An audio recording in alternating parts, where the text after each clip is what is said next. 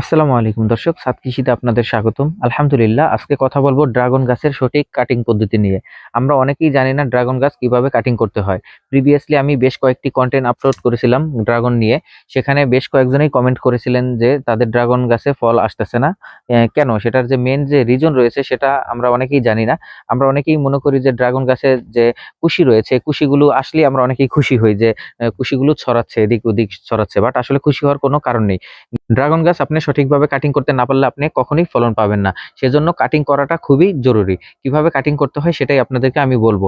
যে ড্রাগন গাছ রয়েছে, একটি ড্রাগন গাছের যে গিরা বলি আমরা গ্রামের ভাষায়, যে গিরা রয়েছে ১টি, ২টি এবং ৩টি। আপনারা এটা করতে পারেন যে ২.৫ ফিট উচ্চ থেকে আপনারা যে ২.৫ ফিটের নিচে যে কুশিগুলো আসবে এই কুশিগুলো আপনারা কেটে দিবেন, এবং ২.৫ ফিটের উপরে যে কুশিগুলো আসবে সেই কুশিগুলোর যে মাথা রয়েছে এই মাথাগুলো আপনারা কেটে দিবেন। তাহলে আপনারা ড্রাগন গাছ থেকে ইনশাল্লাহ আপনারা ফলন পাবেন। আপনারা দেখতেই পাচ্ছেন যে আমার যে ড্রাগন গাছ রয়েছে এই গাছগুলো আমি যে মাথা রয়েছে মাথাগুলো কেটে দেওয়া দেখতেই পাচ্ছেন। মাথাগুলো কেটে দেওয়া, এগুলো আমি কেটে দিচ্ছি মাথাগুলো, যাতে এখান থেকে ফুল বেরোয়। শীতের শেষ দিকেই ড্রাগন গাছে ফুল আসা শুরু করে। আপনি সঠিকভাবে আপনার গাছটি কাটিং করতে পারলে অবশ্যই আপনার গাছে ফলন আসবে। সো সবাই ভালো থাকবেন, সুস্থ থাকবেন। আসসালামু আলাইকুম ওয়া রাহমাতুল্লাহি ওয়া বারাকাতুহু।